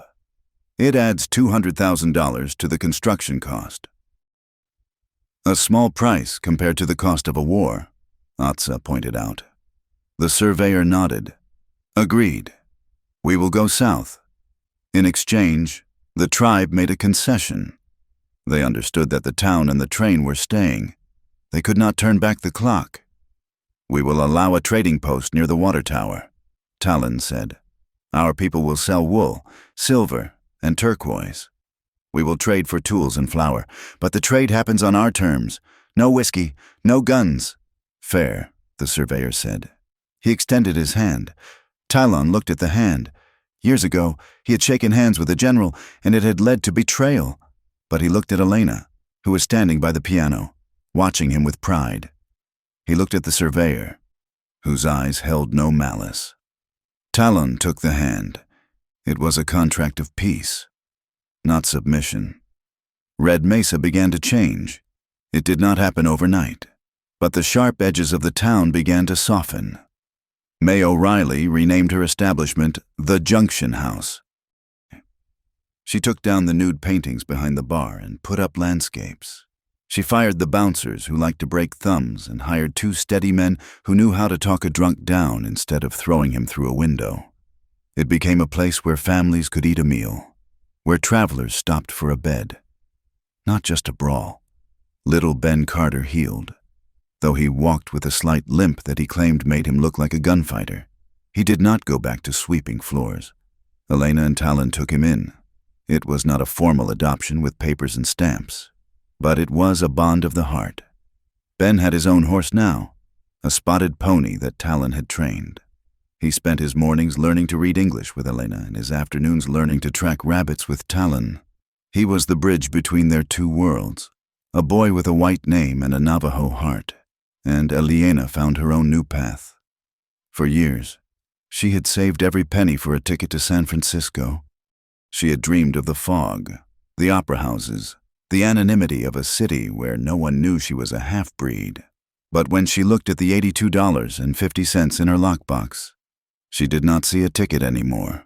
She saw lumber. She saw slate boards. She saw books. "You are not going?" Atsa asked her one afternoon as they stood on a plateau overlooking the valley. "No," Elena said. "I thought freedom meant running away to a place where I could be invisible. but I do not want to be invisible. Atsa, I want to be useful. They built the schoolhouse halfway between the town and the canyon.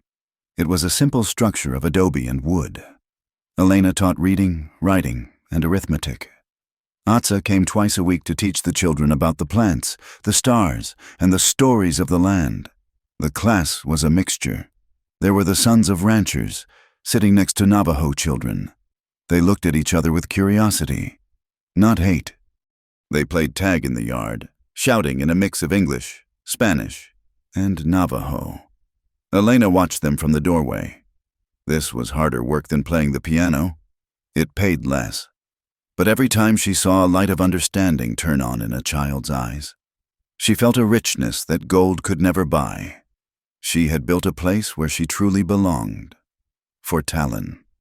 The journey home was not just about geography. It was about his soul. A week after the school opened, the elders called for a ceremony. It was held in the deepest part of the Canyon of Echoes, where the walls were narrow and the sky was just a ribbon of indigo. Talon stood in the center of the circle. He wore his buckskins, stripped of the army buttons and the scout insignia he had kept for so long as a reminder of his shame. The old one, the blind grandfather of the tribe, stepped forward. He held a bowl of water mixed with white clay. "You walked away," the old one said, his voice echoing off the stone. "You walked in the shadow of the enemy. You wore their coat. You spoke their tongue." "I did," Talon answered. His head bowed. "But when the fire came," the old one continued, "you stood between the flame and the people. You bled for the land. You gave up your anger to save the future." The old one dipped his hand into the clay water and smeared a streak across Talon's chest, over his heart. "The coat is gone," the old one declared. "The scout is dead. The warrior has returned. Welcome home, Tahan." Talon let out a breath he felt he had been holding for 5 years. The crushing weight of guilt, the feeling that he was a traitor to his blood, finally dissolved. He looked around the circle. He saw faces that no longer looked at him with suspicion, but with respect. He was not alone. He was part of the circle again. That evening, the desert was painted in shades of violet and burnt orange. The heat of the day had broken, leaving behind a gentle, cooling breeze that rustled the sagebrush. Elena and Talon stood on the ridge above the new schoolhouse. The valley stretched out before them, vast and enduring. In the distance, the lights of Red Mesa twinkled, no longer a threat, just a neighbor in the dark. They did not speak for a long time. They did not need to. The silence between them was comfortable, filled with the shared memory of the storm, the fire, and the fight. Talon reached out and took Elena's hand. His fingers were rough, scarred from the rocks and the rains, but his touch was incredibly gentle.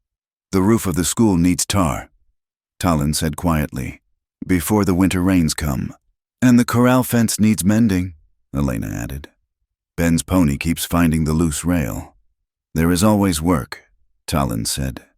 "Yes," Elena agreed. "But it is our work." She turned to look at him. The fading light caught the sharp planes of his face, softening them. He looked peaceful. The haunted look that had been in his eyes the night he walked into the saloon was gone. "You know," Elena said softly, "I used to dream of an ocean, of water that went on forever." Talon squeezed her hand. And now, Elena looked out at the rolling dunes of the desert, the waves of sand and stone that stretched to the horizon. "Now I see it," she said. "It was here all along. I just had to learn how to swim in the dust." Talon smiled. It was a true smile, one that reached his eyes. He pulled her closer, wrapping his arm around her shoulders. She leaned into him, resting her head against his chest, listening to the steady, strong beat of his heart. They stood there as the sun dipped below the edge of the world, two survivors who had found something better than freedom. They had found a home in each other. The wind whispered through the canyon, carrying the laughter of the future. For the first time in a long time, the night was not something to fear. It was just a time to rest before another day of building. The sun that rose over the high desert 5 years later was the same sun that had scorched the earth during the days of the conflict.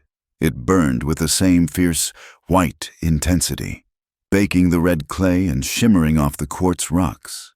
But the sounds that greeted the dawn had changed entirely. Where once there had been the sharp crack of rifles and the nervous whine of cavalry horses, there was now a sound that was far more startling in this rugged landscape, the sound of a bell. It was a modest brass bell, hung from a crossbeam of rough-hewn pine, ringing out across the sagebrush. Elena Blake stood at the doorway of the schoolhouse.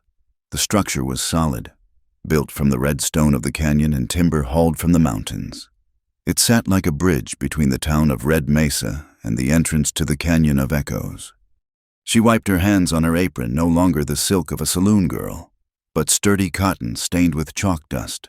She watched them come. They arrived on foot and on ponies. There were Navajo children with hair black as raven wings, wearing moccasins and silver buttons. There were the children of ranchers, freckle-faced and wearing boots that were often hand-me-downs from older brothers.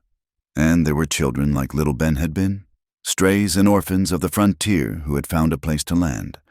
"Good morning, Miss Elena," a boy shouted. He was the son of the blacksmith in town, running alongside a Navajo girl who was faster and laughing at his clumsiness. "Walk, Thomas," Elena called out, though she was smiling. "The school is not running away." On the porch, sitting on a wooden bench worn smooth by use, sat Talon Yazzie. He was older now. The sun had etched deeper lines around his eyes, and there were a few threads of silver in his dark hair.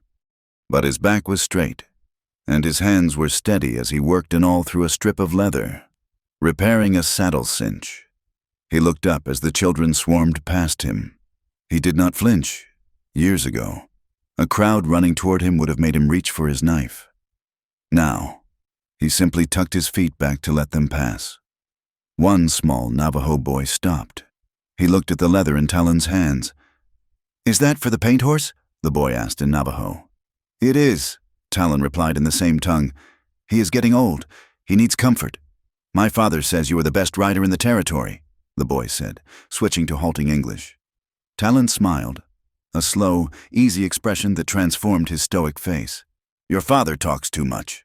Go inside. Miss Elena has new maps." The boy scampered inside. Elena caught Talon's eye over the heads of the students. A silent message passed between them, a mixture of pride and disbelief. They had built this. Out of the ashes of a depot and the blood of a marshal, they had built a sanctuary. Inside the classroom, the air smelled of cedar and slate. Elena took her place at the front of the room. She picked up a piece of chalk and wrote a date on the board, September 12th, 1885. "Who can tell me?" Elena asked, her voice clear and commanding. "What happened in this valley 5 years ago?"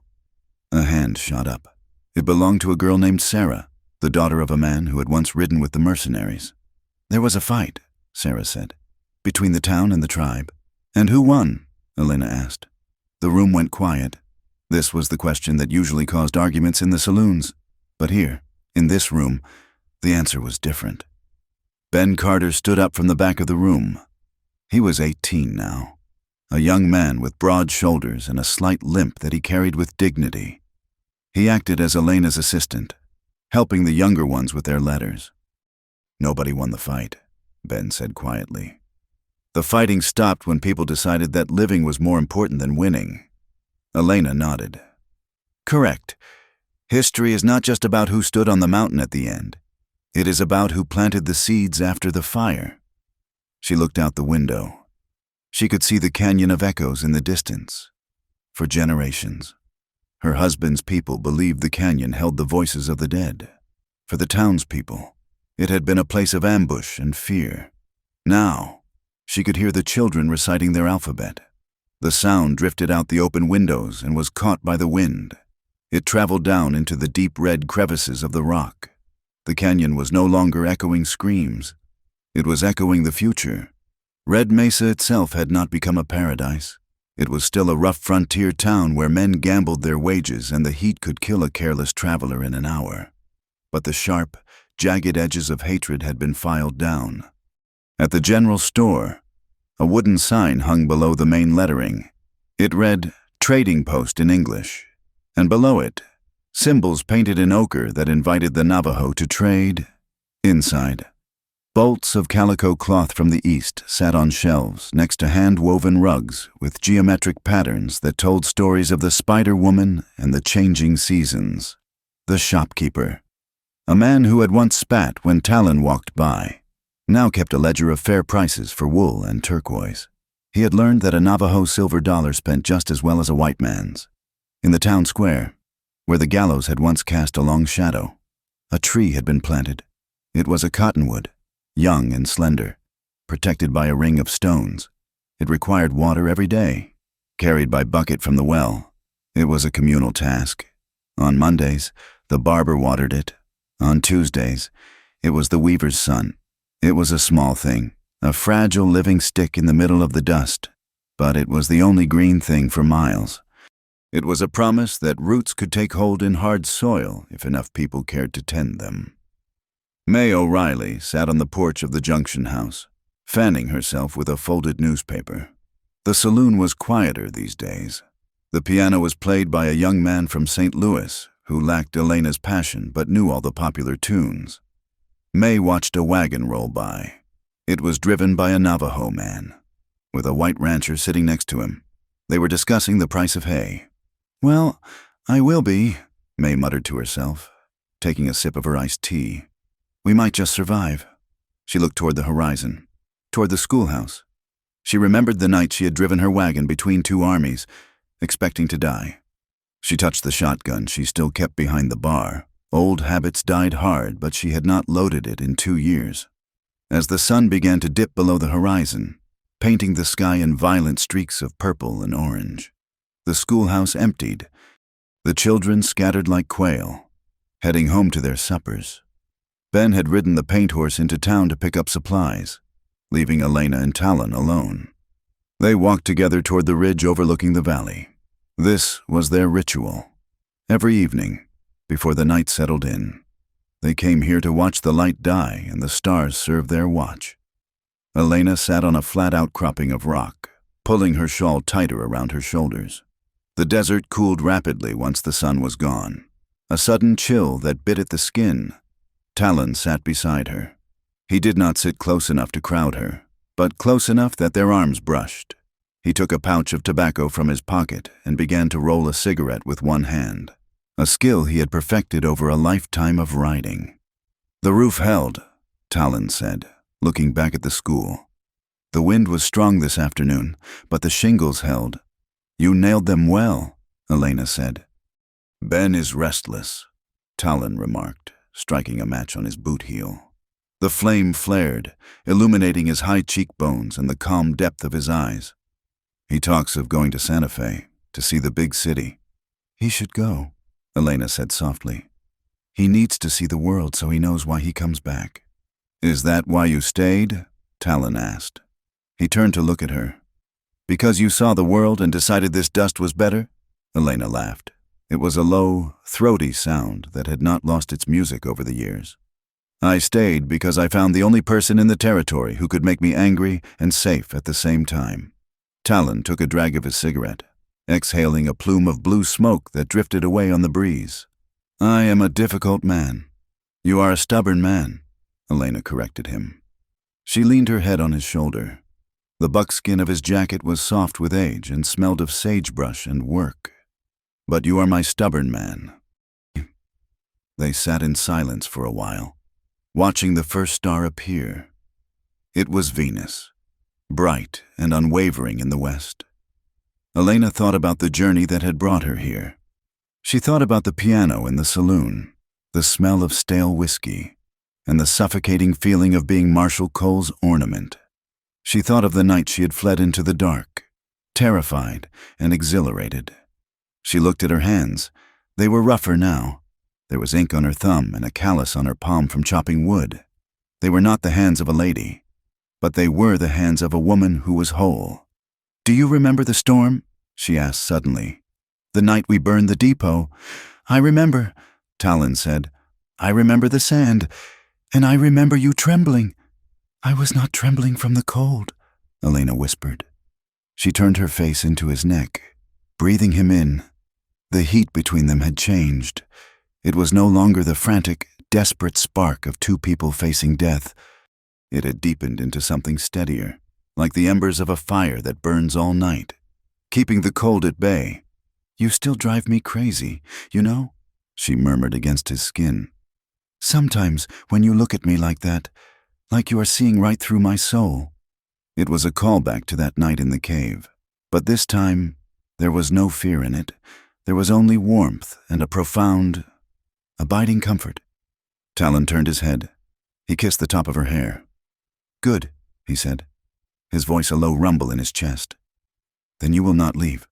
"No," Elena said, closing her eyes. "I am not going anywhere."